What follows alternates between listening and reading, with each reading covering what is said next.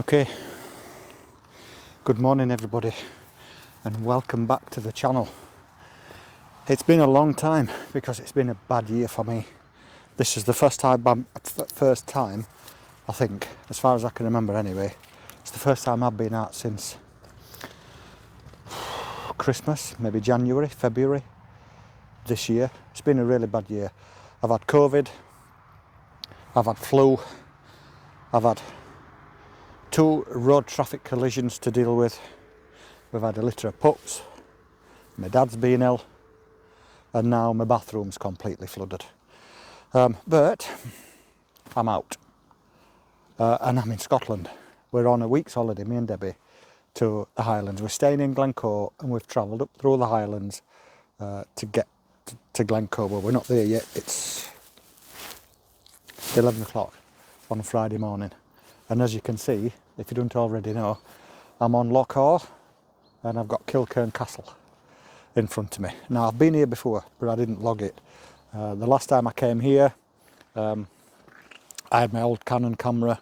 I got some lovely, like that pano that I've just taken there, from the left-hand side of the castle all the way down the valley with these reeds. These reeds are absolutely stunning here. They make a lovely foreground interest. So I've done a long, wide, sweeping pano from left to right to get as much as I can, and I'll crop it down maybe a little bit in post-production. But what a wonderful start to my week-long holiday in Glencoe, but around the Highlands.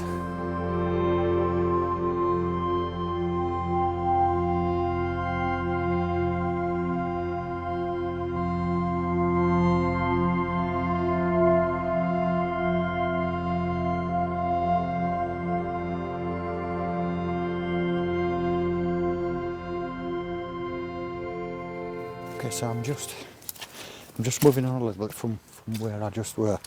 There's a small group of photographers just turned up. As usual for me, they've just plonked the tripods right where I were. So I'm just having I'm going to follow this little shoreline and these reeds, and I'm going to have a little look in them trees there, because I'm hoping there is some lovely light on the mountains there behind, but it's not really making its way to light up the castle. So I'm just going to have a little look around, and hopefully by the time I've had a look around, I like that wall. I love an old dry stone wall. If you know me, you know I love a dry stone wall and an old gnarly either oak tree or silver birch. So I'm going to have a little look around here and maybe make my way back, try and get that same pano, hopefully, but with some light on that castle. So wish me luck, because the last time I came here, a couple of years ago, we stayed in a B&B in Dalmally, and I was late for breakfast. And when I'd finished photographing what I wanted to photograph, I took the wrong footpath back to the car. Car's only parked there on the side of the road. I took the wrong footpath, ended up chest deep in a peat bog. Now, looking at this here that I've got to cross to get into those trees behind me, it looks like it's going to be a little bit dodgy again. So I'm going to be really, really careful where I put my feet.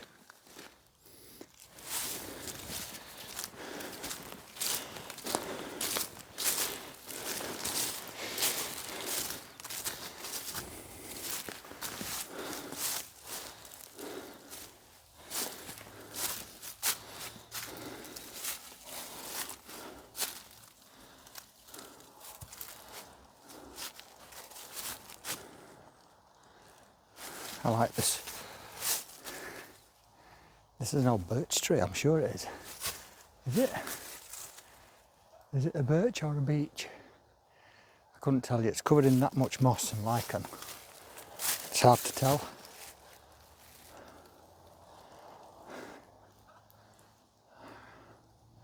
I am really not sure. I think these are all birch trees, maybe the beech trees.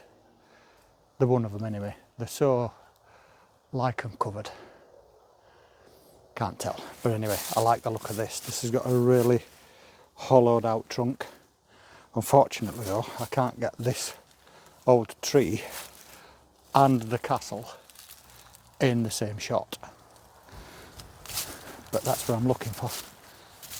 Something with either this dry stone wall here, so I can now.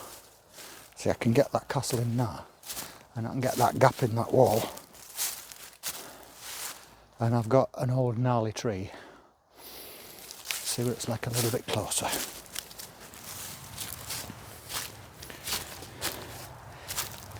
I like this wall, and I like this tree. This one's dead, and I can get the castle in the same composition, but that tree is not as nice as that one back there. So I'm just going to have a 10-minute wonder. I cannot get the castle in the same composition as this tree. It's a shame, because it's lovely. Let me show you what I mean. Okay, so there's the tree that I like. I would have liked to have got some of that in, but I can't get all of the castle in the frame because of this tree here. And the further left I go, yeah, I can just about get it in, but the tree behind then obscures the castle there. And obviously there's then too much of this tree in the shot. So I am going to give up on that. I'm going to go for a little bit more of a walk and follow this wall line around this little mound of trees and see what I can see a little bit further along. Okay, so yeah, I like this composition. I've got the castle there on the top third. This gnarly old dead birch tree towards the right hand side of the frame. I've got these two birch trees to the left hand side of the frame. And I've got this dry stone wall running through my composition. The only thing that I'm not keen on is that these two birch trees, they head out of the frame. That's nice, they're directly in front, that sort of leans towards the castle. I mean, it's a nice composition, but I prefer that tree there behind. So I'm going to see if I can get it anyway. I'm going to see if I can get my camera in a position that I can get that castle with that tree in the frame, but I'm not sure whether I'll be able to or not. So this is going to be really fun. I'm just going to stand and watch these guys here. I mean, I know they're walking down the wrong path, because that's the path that I walked back along a few years ago. Well, I'll tell you what, I was late for my breakfast. We were staying in a B&B and I were here for sunrise, but breakfast were at 9 o'clock. And just at about 10 to 9, the sun was lighting up these mountain tops here. They were snow-capped, sun rising behind, lighting up. They were lovely. They were a lovely shade of pink. And I stayed as long as I possibly could. So I got my bearings wrong and I headed up that path that they're walking down. Now there used to be a sign at the gate saying to walk follow the perimeter of the field, follow the fence line and along the shoreline, but it's gone.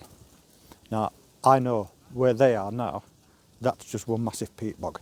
And when I were on my way back, I put my foot on what I thought was a solid tuft of grass. Boom, before I knew it, I were up to my chest in peat.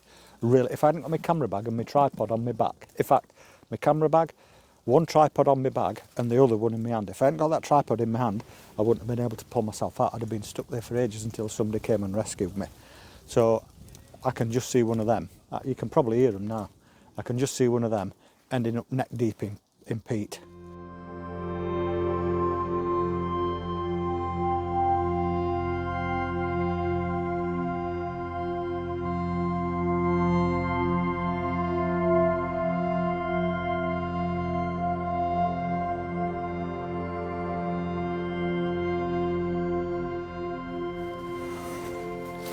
So I'm back from the trees over there, and I made my way back pretty rapidly actually, because there's some breaks in the clouds now there behind you, and just for about literally 10 seconds it lit the castle up, but I couldn't get back in time. I was trying to be really careful where I put my feet, because I didn't want to end up chest deep in peat again.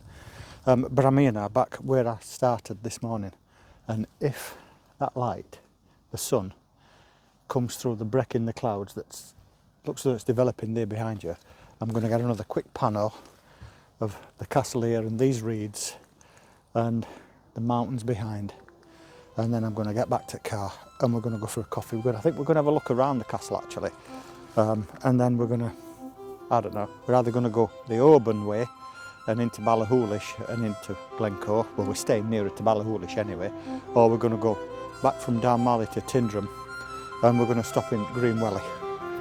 A cup of coffee, maybe a sandwich or a bun, biscuit or something like that, and then we're going to make our way up to Glencoe. So hopefully within the next minute or two I'm going to see some light on that castle, because I've not seen any on it.